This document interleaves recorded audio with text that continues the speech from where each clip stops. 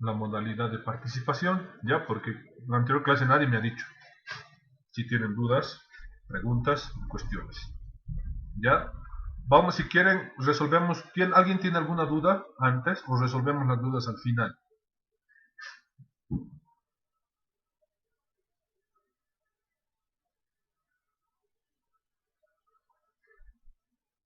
Tanto frío les hace que se han quedado mudos. Doctor, perdón, en realidad sobre lo que es las limitaciones del derecho de los derechos fundamentales, si podría aclararme las diferencias de los límites internos y externos, por favor, doctor.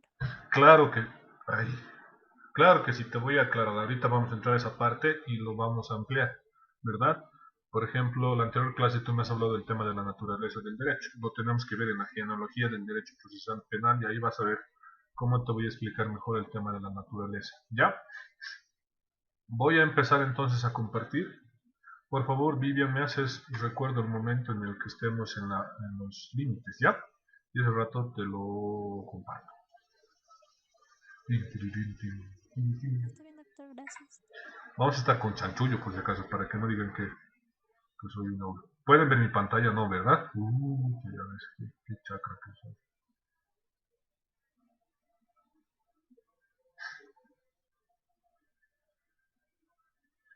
Ahora sí pueden ver mi pantalla, ¿verdad?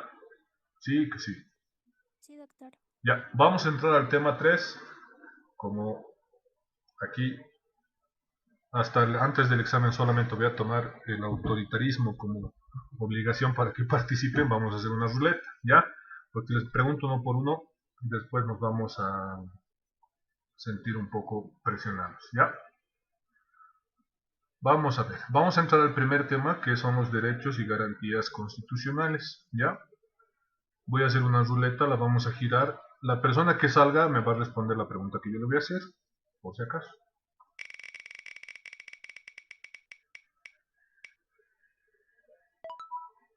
Jaime, lucha, que aquí no hay pierde. Jaime, ¿nos puedes decir qué son los derechos fundamentales?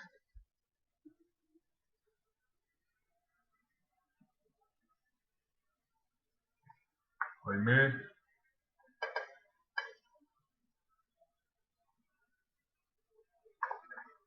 Jaime, ¿estás en sala? ¿Me escuchan? Sí, doctor, se lo escucha. Ya entonces Jaime nomás no quiere responder, ¿no? Jaime, ya Morán más, no me ha surtido.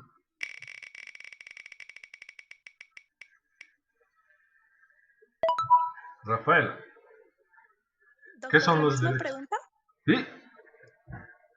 De manera general, se puede decir que los derechos fundamentales son las capacidades, potestades o facultades que tienen los seres humanos para hacer o dejar de hacer algo, pedir y plantear la atención de sus necesidades y requerimientos a las autoridades. Excelente. Bien, no tengo nada más que decir. Nos has dejado callados. Ay, Es una corcha, doctor. ¿perdón? Es una corcha. Pero está bien, está súper bien. Y eso sí, está muy bien.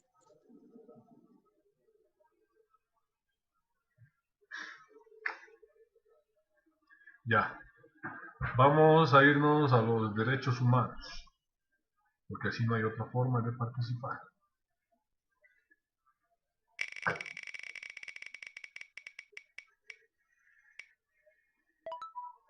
Mayra Alejandra, ¿está?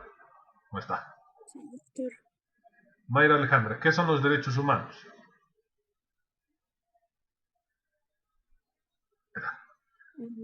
Doctor,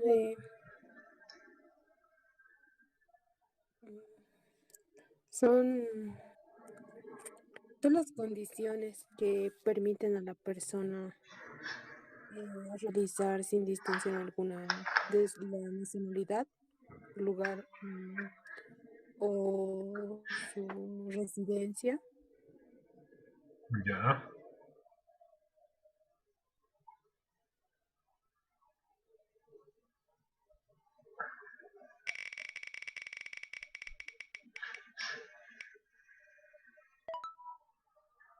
Ariel, ¿cuáles son las características de los derechos humanos?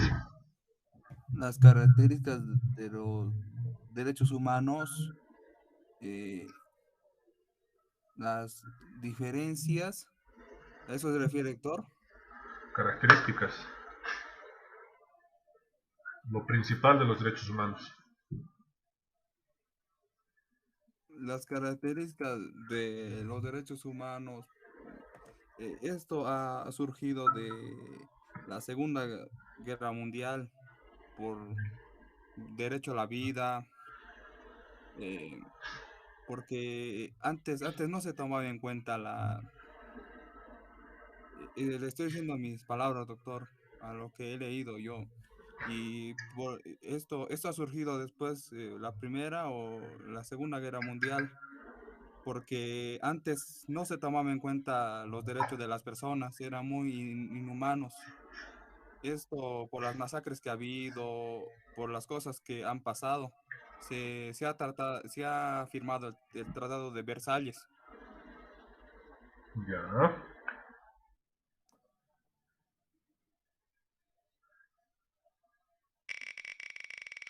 Si repite, por si acaso me van a avisar. Cintia está. ¿No, verdad?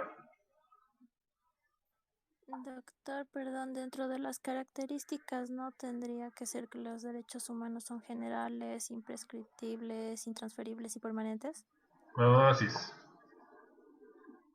Bien. Bien. Nuestra Doctor, yo Cintia, pienso ¿no? que la característica fundamental de los derechos humanos es que son universales, son irrenunciables, son inalienables, imprescriptibles e indivisibles. Eso. Súper bien. Nos están saliendo puros los que no han venido. Los voy a eliminar ahorita, creo. Marco Antonio, ¿está?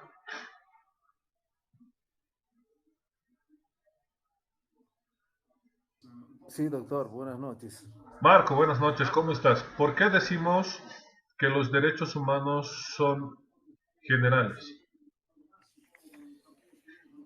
Bien, doctor. A ver, justamente, si estamos hablando de las características de los derechos humanos, es bueno considerar la generalidad, ¿verdad? ¿Por qué digo es bueno considerar la generalidad?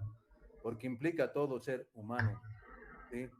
Que goza de estos derechos humanos dentro cualquier sociedad y los cuales están reconocidos dentro de la Constitución Política del Estado. ¿Sí? Ahora, dentro de la generalidad, justamente abarca que son imprescriptibles. ¿Por qué decimos que son imprescriptibles? Justamente, porque no pierden su vigencia ni su validez, ¿verdad? Ahora también, ¿por qué decimos que son intransferibles? A ver, voy a dar un ejemplo. Mi derecho yo no puedo transferir o pasárselo a un compañero de curso, ¿sí? Porque son únicos para cada ser humano. Son permanentes, ¿sí? Porque se mantienen en el tiempo. Eso es lo que puedo destacar es de esos tres elementos más principales. Ya. Está bien. Muy bien todos. Muchas gracias por participar. Vamos a hacer un resumen práctico y sencillo. ¿Ya?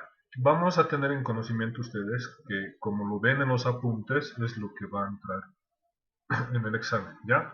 No les estoy diciendo esta parte o esto para que después me digan nos ha dado el chancho. Los derechos fundamentales vamos a rescatar específicamente las palabras de Rafaela y de todos ustedes, de Andrea, de Vivian, de Ariel, de todos los que han participado. ¿Por qué? Porque vamos a entender que los derechos fundamentales, tanto como los derechos que marca la Constitución Política del Estado, como los derechos humanos, son natos de la persona, son natos del humano. Si no hubiera una persona, no hubiera humano, no existirían estos derechos humanos, ni mucho menos los derechos fundamentales, ni los derechos que son de característica importante, como nos decía Andrea, de carácter universal. ¿Ya? Es importante que distingamos esta situación. ¿Por qué? Porque los derechos fundamentales han nacido específicamente de lo que nos decía hace un rato Ariel, desde una lucha de conquistas, por así decirlo, que hoy está mal entendida la lucha de conquistas. La lucha de conquistas por algún tema de equidad, de justicia, de equilibrio justo para todos los ciudadanos y estantes de un determinado territorio o país. Ya los derechos fundamentales son en específico eso. Son derechos y facultades, atribuciones específicamente concebidas por el Estado de Derecho o el derecho a las personas natas como humanos en cualquier Estado. Los derechos fundamentales se van a regir más en un Estado en las leyes y las normas que los representan. Y los derechos humanos representan más en sí a la universalidad de los derechos. Por eso decimos que son generales, porque van a abarcar una universalidad. Imprescriptibles porque no hay tiempo, no prescriben estos delitos, no prescriben estos derechos. Son esenciales propios de cualquier Estado de Derecho que se haya enmarcado en situaciones de respeto a las personas, ¿verdad? Intransferibles porque yo no puedo derivar lo que nos decía Marco, yo no le puedo entregar mi derecho al agua a otra persona, porque se supone que ese derecho lo tengo ya por haber nacido, no puedo venderlo mi derecho, ¿no? Y permanentes porque van a durar durante todo el tiempo, no va a haber un motivo o alguna causa que los extinga, ¿ya? No va a haber una razón por la cual estos derechos humanos o fundamentales tengan que ser interrumpidos. Ya hemos hablado de las acciones de defensa constitucional, que es específicamente la vulneración a estos derechos fundamentales o garantías constitucionales. ¿Ya? Muchas gracias por participar a todos, les agradezco. Un minutito, espérenme, pues no, mi nariz suena como trompeta.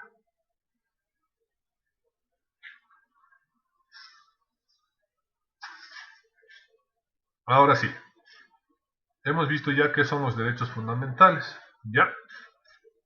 Ahora vamos a ir a la pregunta de generación de derechos, que eso es lo que me importa a mí.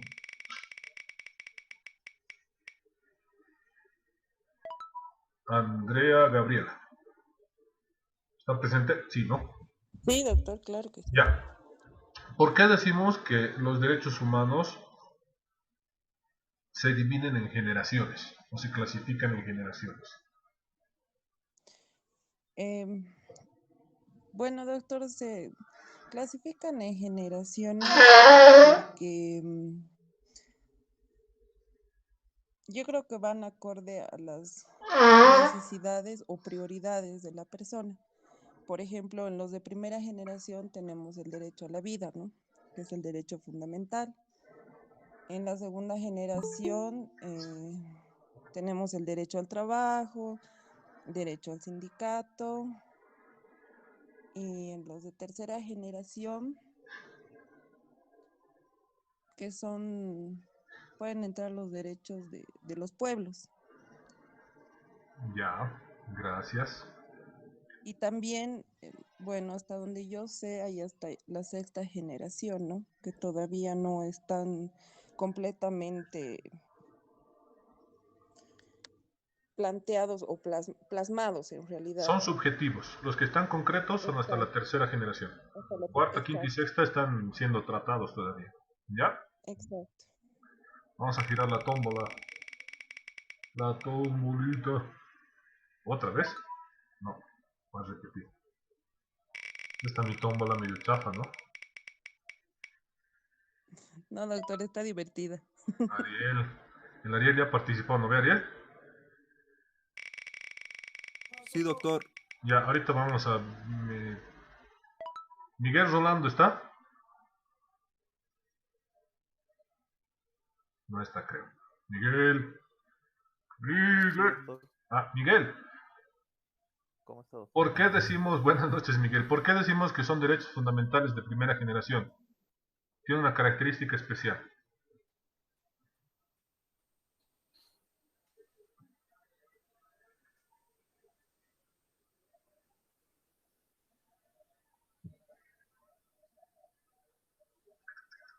Doctor, Dime. estos derechos fundamentales de primera generación Ajá. prácticamente han sido conquistados allá por los años 1700, creo, con la independencia de Francia, si mal no recuerdo.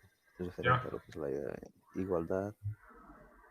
Habían 3 principios que manejaban durante esa época, doctor. Ya. Gracias. Otra persona.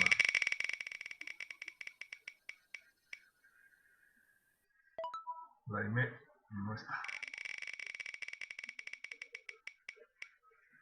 Doc, Ah, ya puedes. Ah, ya. ya Jaime, puedo, Doc. ¿por qué decimos primera generación? Acoplando a lo que nos ha dicho nuestro compañero Miguel. Porque son los derechos fundamentales de uno, es decir, como la capacidad, la potestad. Sí, pero ¿por qué?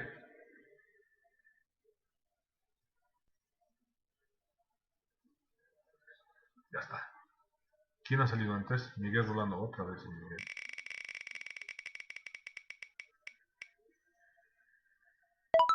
Mariluz está. Ya salió, creo, ¿no? Mariluz. No está. Se ha salido. Qué bacán. Ni modo, falta. Mentira.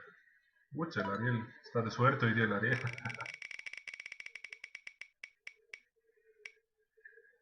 Nelson Carlos. No me suena ese nombre. Doctor, buenas noches. Nelson, ¿cómo estás? ¿Qué podemos decir de la segunda generación de derechos fundamentales? Bueno, doctor, en los derechos fundamentales de la segunda generación prácticamente van a ir a la concepción del hombre dentro de un conjunto social. Ya. Gracias.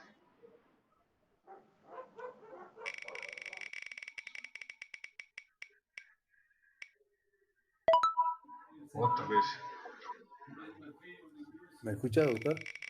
Te escucho. Ya, a ver, hace rato estaba preguntando sobre la primera generación, pero no sé. Desde mi punto de vista, la primera generación hay que tomar en cuenta lo más importante.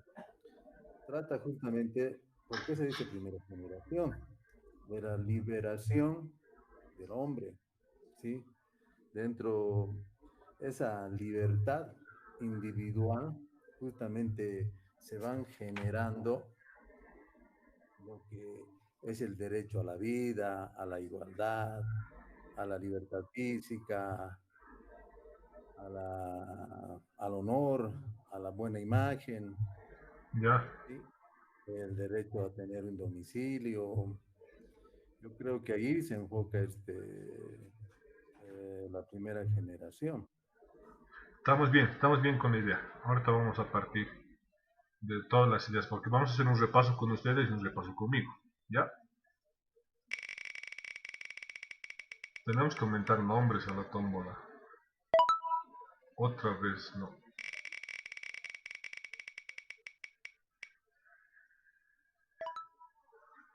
Miguel, ¿estás? No está. Sí, doctor. Miguel. Ah, no, has participado tú ahorita. Espérame un ratito. Perdón.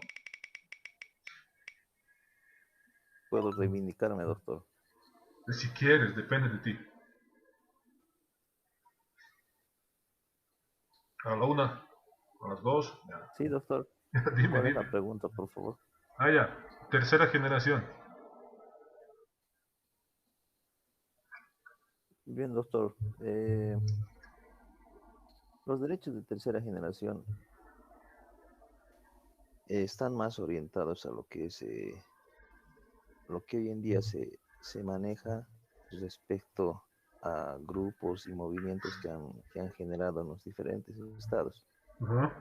Y prácticamente han tenido mucha relevancia porque han sido los medios de comunicación los mayores difusores de estos medios, de estos derechos. Ya. Entre ellos podemos indicar el derecho al medio ambiente, por ejemplo, ¿no? Antes no hablábamos de ese derecho. O sea, hoy en día está, si es que vale el término entre comillas, está de moda hablar sobre la protección del medio ambiente, de norte a sur y, bueno, en el mundo entero. De cucho a cucho. Ahora también El tema, así doctor, el tema del derecho a la identidad cultural. Usted sabe, hay varios países, sobre todo en nuestra región, han empezado a reconocer en sus constituciones políticas del Estado, por ejemplo, el tema multiétnico, multicultural, por así decirlo. Y con ello también viene el respeto a su lengua materna, ¿no? Eso entre los aspectos importantes, doctor. Excelente. Vamos a hacer un pequeño resumen de lo que ustedes ya han dicho. ¿Por qué decimos derechos de generación? Dime, ¿quién quiere hablar? Yo quería aportar algo, doctor. Buenas noches. Buenas noches, ¿cómo estás? Dime. Tal vez podríamos decir que los derechos de tercera generación también, más que todo, se basan en el patrimonio común de la humanidad y se diferencian de los derechos de la primera y segunda generación porque estos persiguen garantías pues para la humanidad, ¿no? Y están considerados globalmente. Ahí va, un punto muy interesante. ¿Por qué hemos dicho que los derechos fundamentales y derechos humanos se han clasificado en diferentes generaciones? Es muy cierto todo lo que ustedes me han dicho, porque son inherentes al humano, derechos de garantías.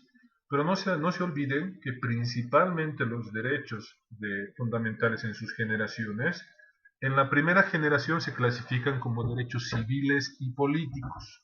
Acuérdense, hemos visto la Constitución Política del Estado, ¿verdad? La primera parte dice derechos civiles y políticos. Si bien nos vamos a enmarcar a la libertad del individuo, a la libertad del individuo, estos derechos se han ido mejorando, se han ido plasmando, se han ido concretando y se han ido cementando en una mejoría más de derechos civiles y políticos, ¿verdad? Antes simplemente quienes tenían el derecho a voto, solamente los varones, ¿verdad? A partir de ya la reforma del año 52, las mujeres tienen voto, los hombres, incluso había no sé si ustedes han llevado el derecho constitucional, por ejemplo, solamente cierto tipo de personas o clases de personas podían andar en la Plaza Murillo o en el centro. Estaba prohibido y restringido por otro tipo de personas de otra índole, otra raza, poder entrar al centro de la ciudad de La Paz, por ejemplo, ¿verdad? Ahí han tenido un derecho civil muy importante, por ejemplo, el poder tener una libre transitabilidad, si se dan cuenta, ¿no? No se olviden, derechos de primera generación, derechos civiles y políticos. No les estoy diciendo derechos civiles y políticos porque va a ser una pregunta del examen, ¿ya? Tampoco les voy a poner una pregunta de derechos. A la vida es un derecho de la primera generación, cierto o falso, ¿no? El examen relativamente está fácil, ¿ya? ¿Por qué decimos de segunda generación? Porque acuérdense, el hombre, el humano y el tratamiento del Estado hacia el humano, hacia los derechos fundamentales, se va a tratar en razón de la función y el sujeto social de los estantes y habitantes de un determinado territorio. ¿Por qué decimos esto? Porque ustedes van a entender que todas las personas siempre se han desenvuelto en algún determinado círculo social o en alguna determinada forma o grupo social. Ustedes van a entender desde la historia hasta la época moderna que siguen existiendo esos grupos sociales, lo cual nos está diferenciando todavía. Y pienso yo que ahorita nos estamos alejando más unos de otros. ¿Por qué? Porque, por ejemplo, aquí en Bolivia tenemos diferentes concepciones de grupos sociales, ¿no? Unos quieren pertenecer a un grupo social diferente del otro y es el capricho de otro contra otro y otro contra otro, pues si se dan cuenta. Pero esa eso no es una relación de grupos sociales.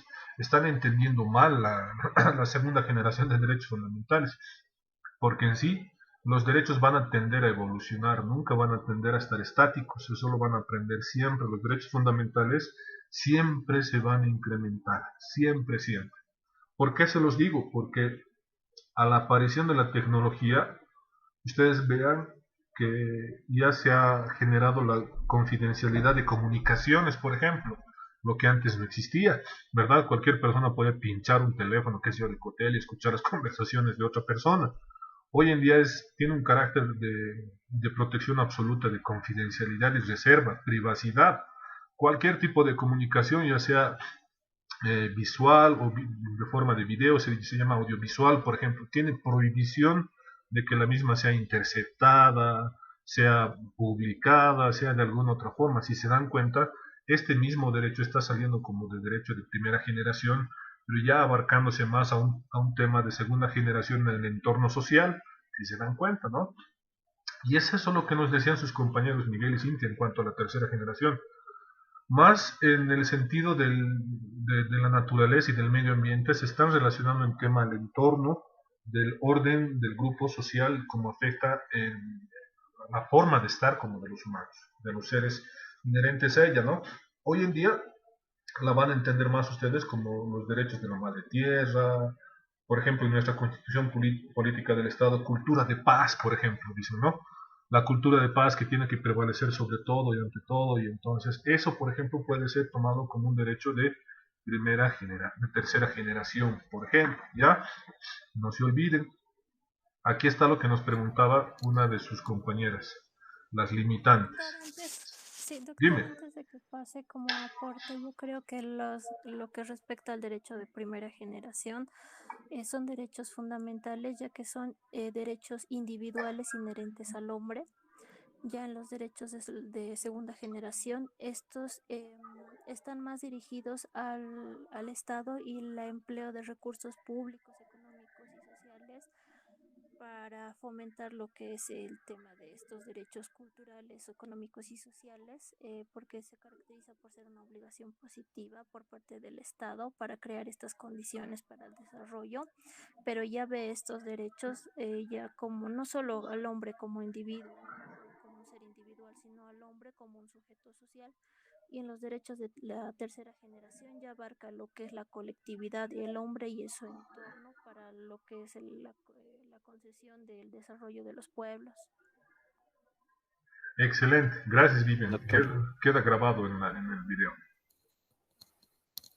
Muy bien, Doctor. tu aporte Vivian, gracias. Dime Miguel. Sí, doctor, ¿que hay alguna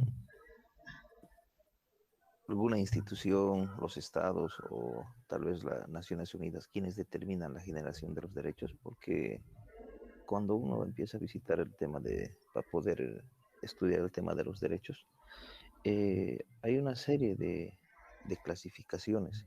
Entonces, o nuestra constitución política de Estado establece en este caso particular para nosotros, doctor. Las generaciones de derechos están plasmadas en la doctrina y en la jurisprudencia, Miguel. Propiamente tú vas a ver en todos los fallos emitidos por la Corte Internacional de Derechos Humanos, incluso por los tratados internacionales que se han limitado cuáles son los derechos que van a pertenecer, como nos decía hace rato Vivian, ¿no? Inherentes a la persona, inherentes a la obligación del Estado, inherentes a las relaciones que puedan tener las personas. ¿Te das cuenta?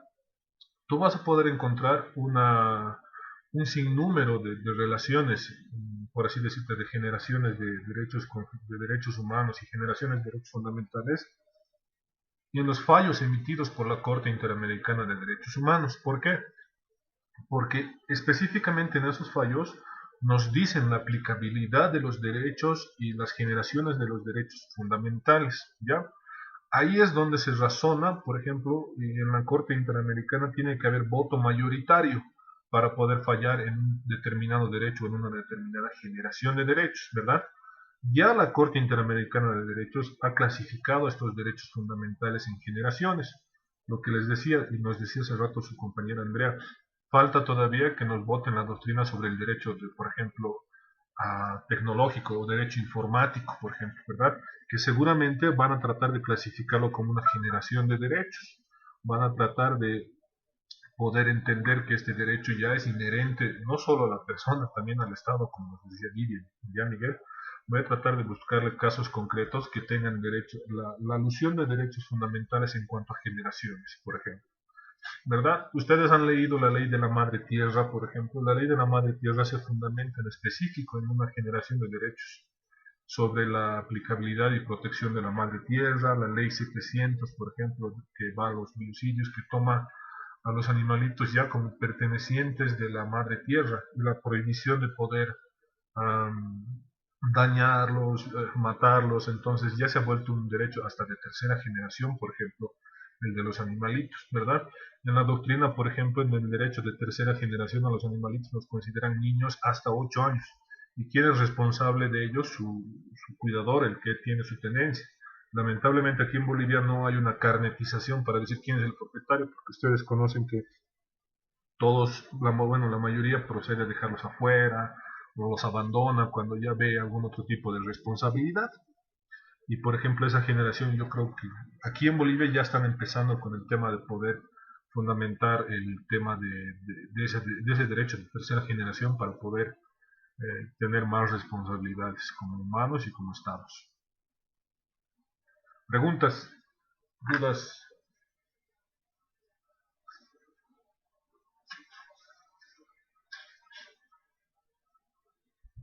Ninguna, ya. Ahorita le vamos a responder a Vivian. Vamos a hacer el sorteo. Para que no se duerman. Justo a ti, Vivian. Ni modo. ¿Qué entiendes, Vivian, por limitaciones a los derechos fundamentales? Si tienes dudas, por favor avísame para que volvamos a sortear y después lo arreglemos tus dudas.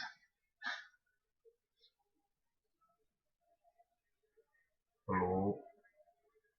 Doctor, ¿se acuerda? Es justo el tema que pregunté porque tenía ¿Tienes dudas? sobre las limitaciones. Sí, exacto. Le preguntaremos a otro entonces. Otro. Otra pregunta. Andrea Gabriela, ¿estás?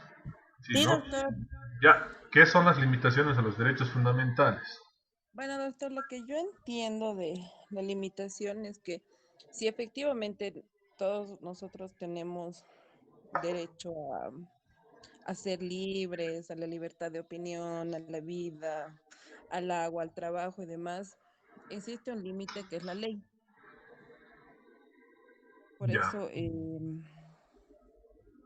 Por eso tenemos un código penal donde se tipifican los delitos, o sea, lo que no se debe hacer. Ya. Gracias, Andrea. Muy bien. Perdón, dentro de estas limitaciones, ¿podríamos colocar el caso de nuestro ex amadísimo presidente? Porque dentro de lo que son las limitaciones, yo entiendo que si bien se establece lo que son los derechos, estos no se van a establecer como derechos absolutos que puedan ejercerse de manera libre sin ningún tipo de regulación, o que el derecho de un individuo traspase lo que es el derecho de otro. Ahí está, Vivian, tú lo has dicho. Las limitaciones, un ejemplo claro de las limitaciones, te voy a dar dos ejemplos. De las limitaciones a los derechos fundamentales están primero en lo que tú has dicho. Donde empieza mi derecho, termina tu derecho, ¿verdad? Porque tú, por presumir que tienes derecho encima del mío, no puedes violar mis derechos, ¿verdad? Es que tú vas a respetar mis derechos como yo respeto los tuyos. Y el segundo, cuando una persona tiene la concepción de tener la personalidad legítima aquí en Bolivia, es decir, es hábil por derecho, es sujeto de derechos y es sujeto de obligaciones. Mientras tú no eres mayor de edad, todavía no tienes limitaciones, por así decir, en el ejercicio del derecho, porque se presume tu incapacidad jurídica, ¿verdad? En este caso, tu responsable para los límites de tus acciones son tus personas, tus tutores, tus papás, las personas que vayan a ser determinantes, ¿ya? Es en específico que los límites no solamente son una restricción limitativa a los derechos, también vas a poder entenderlos como la línea que el derecho te enmarca para poder respetar los tuyos y hacer respetarlos tal vez los de otra persona. Los abogados, por ejemplo, tenemos, por así decir, un juramento como los médicos, porque somos conocedores de la ley, nosotros somos los garantistas de poner límites al abuso del derecho de otras personas, si te das cuenta, ¿no? Por eso es que nos convocan y nosotros firmamos una pretensión, ya sea civil, penal, familiar, y pedimos la restricción de la vulneración de un derecho en específico, que si yo te hablo, a ver, no solamente en el derecho penal, en una asistencia familiar, por ejemplo, ¿verdad? Que se le otorgue una asistencia familiar, porque todos estos años no lo ha hecho, ¿verdad? Entonces le estoy pidiendo que se le limite, por ejemplo, en este caso, el ejercicio de poder seguir abusando del derecho que él tiene de poder estar sin hacerlo, por ejemplo, ¿no? Y poner una restricción propiamente y darle una obligación para que cumpla, en este caso, su derecho, porque ustedes lo van a entender las limitaciones siempre, ¿no? Van a decir lo que la ley, no tienes que hacer lo que la ley te prohíbe, ¿verdad? Nunca lo hagas. Muchos dicen lo que no está restringido por la ley, ampliamente yo lo puedo ver, los vacíos legales, como dicen hoy, muy poco tenemos los vacíos legales, ¿ya? Es por eso que hay dos tipos de límites, Vivian, los internos y los externos. Los límites internos, ustedes lo van a ver como está en el tema, son específicamente esos, los que van a darle un límite propio al derecho, ¿verdad? Lo que les decía en la anterior clase.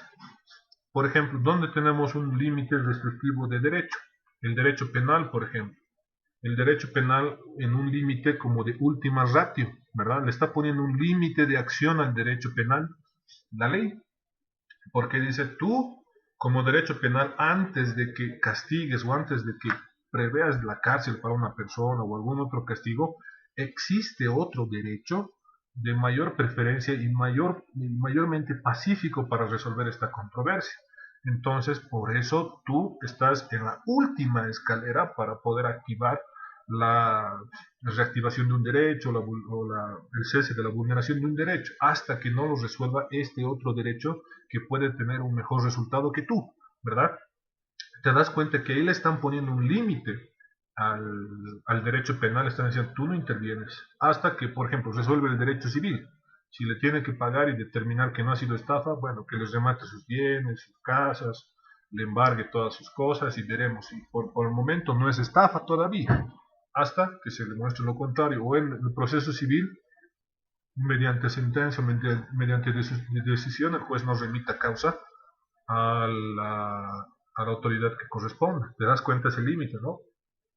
Porque te podría poner un límite interno de derecho, decir lo que la ley no hace, no lo puedes hacer tú, pero es un término muy general. Ese es uno de los ejemplos que más te puedo poner, o por ejemplo, límites de derecho, limitaciones de competencia. Tú no puedes denunciar un hecho que ha pasado en Cochabamba, lo puedes denunciar aquí, ¿verdad? Porque te está poniendo un límite a tu derecho de poder ejercitar tu denuncia. Te dice, perfecto, tú tienes tu derecho a hacer tu denuncia, pero, ¿sabes? Yo no puedo porque al que le corresponde es allá, y aquí ya te están poniendo un límite a ese derecho. Están diciendo, no, señor Jorge, vaya a denunciar donde corresponde, porque yo como autoridad tengo mi prohibición de poder investigar esto porque después me voy a meter en un problema. Me van a decir que estoy ejerciendo indebidamente la profesión o estoy ejerciendo autoridad que no me corresponde, ¿verdad? Te están poniendo un límite y la autoridad también se está poniendo un límite para poder ejercer lo que tú le estás pidiendo en este caso. Y los límites externos van a ir específicamente a activar en específico el límite a un derecho fundamental, por así decirlo, ¿verdad? En este caso, ¿cómo te puedo poner un ejemplo en el derecho procesal penal? El límite de poder, por un tiempo determinado, limitarte tu derecho a la libertad, ¿verdad? Castigarte por un delito que tú hayas cometido. No te van a castigar para toda la vida. En Bolivia no tenemos cadena perpetua, la máxima es 30 años, ¿verdad? Te están limitando tu derecho a la libre locomoción dentro del territorio nacional por un determinado tiempo, en el ejercicio de tu derecho. Evidentemente te van a decir que esta pena es para que tú te reinsertes a la sociedad, que es algo que ya es otro tema por hablar, por ejemplo. Ahí te están poniendo un límite a un derecho fundamental. Ya, pero tendríamos que entender cuál es el límite específico para un derecho fundamental. No te pueden limitar el acceso al agua, el acceso al trabajo, por ejemplo. Tendría que haber ciertos parámetros para decir, y ustedes ven, por ejemplo, cuando va a haber algún corte de agua en las zonas, los de EPSAS o los de las demás instituciones proceden a notificar, vamos a hacer un mantenimiento en el agua para poder mejorar el sistema de alcantarillado de tal hora a tal hora, para que no haya denuncias, ¿verdad? Porque están previniendo a la sociedad a decir, vamos a hacer esto, para decir, no, me han prohibido mi derecho al agua fundamental, me han puesto un límite, entonces necesito un resarcimiento de daños, por ejemplo. Ese es un límite que, por ejemplo, si ustedes lo ven es un poco controversial, porque van y dicen, o los de la luz, vamos a cambiar la luz tal día y se quedan sin luz, y ahora qué hago, no tengo ni internet, no tengo ni WhatsApp ni nada, pero ya hay una limitante, por ejemplo, temporal, con un aviso no hay ningún otro problema. ¿Tienes alguna duda más, Vivian? No, doctor, me queda claro entre los límites internos y externos. Súper Gracias. bien. Nos vamos a pasar las teorías porque les vamos a poner un límite ahí. Garantías de la Administración de Justicia. A esto no vamos a tocar.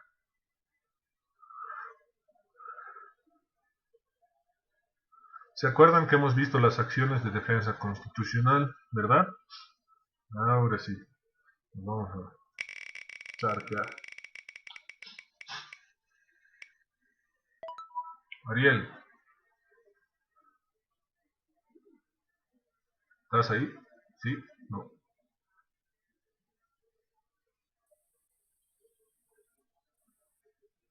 Doctor, Está. Ariel, ¿qué es la acción de defensa? La acción de inconstitucional abstracta. abstracta.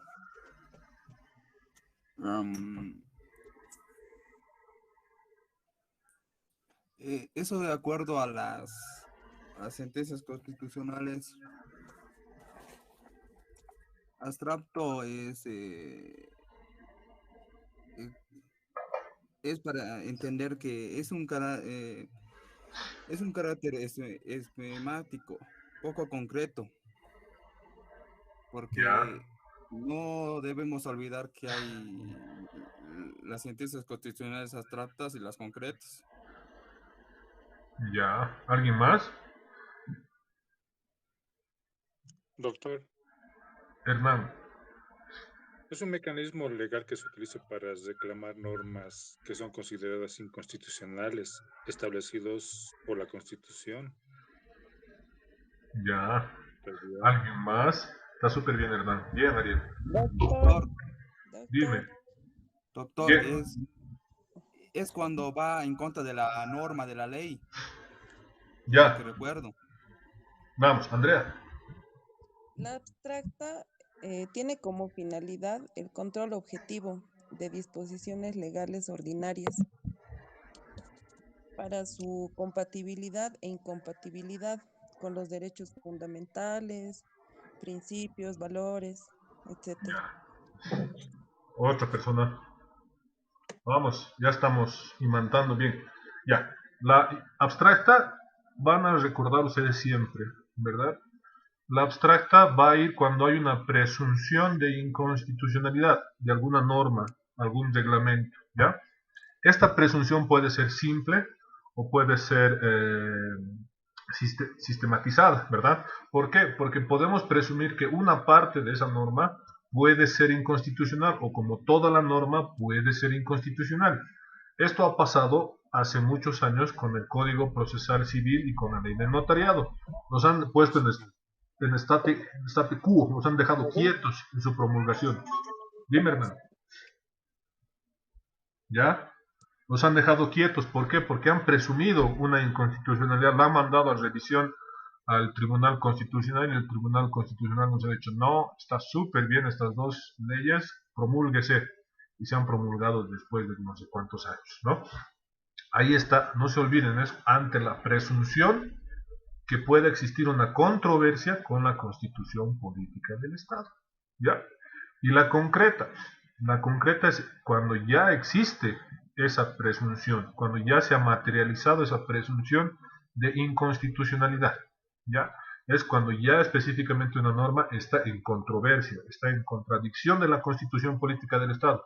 Puede ser una parte como puede ser su totalidad, ¿ya? Estas dos tienen diferentes formas de procedencia de activación, ¿ya? Acción de libertad, esta es la que me interesa, porque ahí, casi les digo. Casi les digo.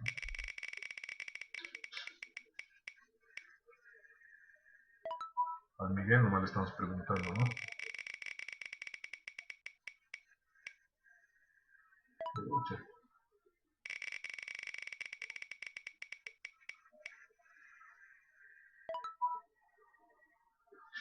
Vivian. Doctor. Ay, has participado ahorita, ¿no? Ah, no has participado. ¿Qué es la acción de libertad? La acción de libertad es una norma que va a tutelar la vida de una persona para evitar la persecución ilegal, remediar, remediar actuaciones o procesos indebidos y restablecer la libertad de locomoción de la persona a la cual haya sido vulnerado su derecho de manera ilegal. Excelente, súper bien. Ya.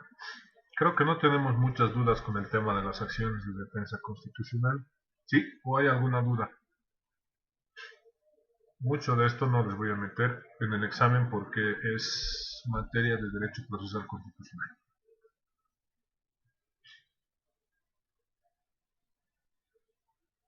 ¿Alguien tiene dudas con las acciones de defensa constitucional?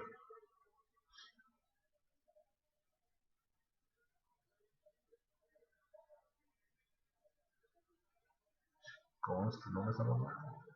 Ya.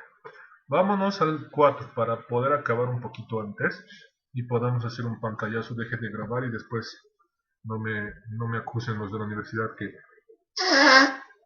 me estoy haciendo más fácil el examen. ¿Ya? ¿Qué podemos entender por sistema procesal penal? Sistema penal, mejor dicho. Nelson.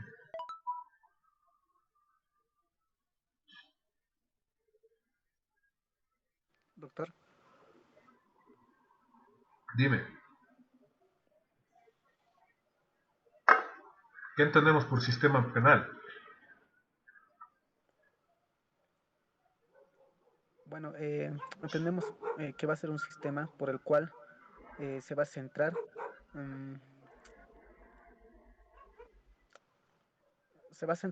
más que todo en los delitos los que se van a cometer, ¿no?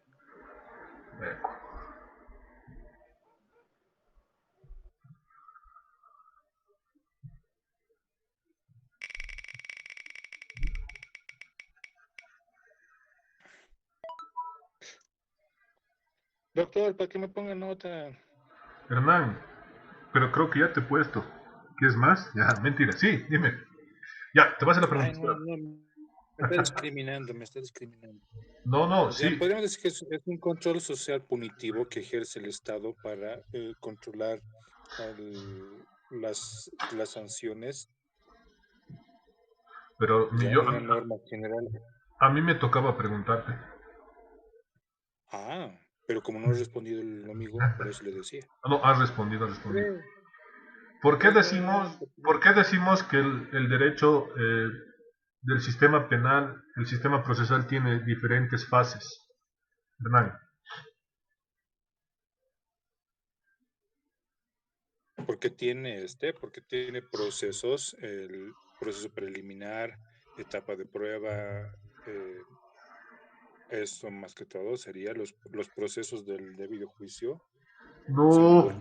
Sin vulnerar los derechos del individuo. No, está en la pantalla. ¿Sería el desarrollo progresivo de lo que es el sistema para la represión del delito? Sí. Hemos dicho que tiene sistemas, ya ve, el Hernán me contado ya. Tenemos fases dentro del derecho del sistema penal. ¿Por qué? Porque van a ir dependiendo al tema progresivo de la evolución del sistema penal, ¿verdad? Ya véanlo en la pantalla, tenemos la primera fase que nos ha dicho que era más la ley del talión, ojo por ojo, diente por diente, ¿verdad? Y así ha ido recreándose todo nuestro sistema penal hasta la actualidad, ¿ya? En la actualidad ya tenemos otro tipo de sistema, ya no es ojo por ojo, si te robó te corto la mano, ya no. Ya defiende otro tipo de situaciones procesales, ¿ya? La dominación griega, negativo, invasión romana, negativo. Historia, no les voy a preguntar. Repercusiones de la revolución, tampoco. El derecho procesal en Bolivia. ¿Se acuerdan que hemos dicho del derecho procesal en Bolivia? Ahí está, Hernán, lo que tú me has dicho. Las fases, las etapas, hemos llevado específicamente un flujograma, ¿verdad? ¿Por cuántas etapas está compuesto nuestro derecho procesal penal ordinario? Un proceso ordinario, por así decirlo. A ver, no está en nada. Tenías oportunidad hoy día de estar, pero no está. Rafael, ¿cuántas etapas tenemos en nuestro proceso? Doctor, no sé cuántas, pero les voy a mencionar la que me acuerdo. La etapa de acusación, que sería la preparatoria, si no me equivoco. La preparatoria. Ay, no, se me fue. No. Tenemos 3 etapas, la preliminar, la preparatoria y la de juicio oral público contradictorio. ¿Ya? Nunca se van a olvidar, 3 etapas. Dentro de esas 3 etapas puede haber otro proceso, abreviado, proceso por flagrancia, proceso 348, proceso 1008, otros tipos de procesos que existen, niñez y adolescencia, por ejemplo, ¿verdad? Pero siempre se basa en esas 3 etapas, preliminar, preparatoria y juicio oral. Muchos dicen la preliminar, le dicen la etapa investigativa. A la preparatoria le dicen la etapa de preparación para juicio y a la de juicio le dicen propiamente oral, juicio oral contradictorio. ¿Ya? Doctor, entonces desde aquí, si no me equivoco, pero iniciaría desde la denuncia, ¿no ve? Una forma de iniciación. Sistema bancario. Ya. Estamos bien, chicos. No los noto mal. Tienen muy buen criterio. Parece que han leído. Voy a hacer una cosita. Esperen un ratito, por favor.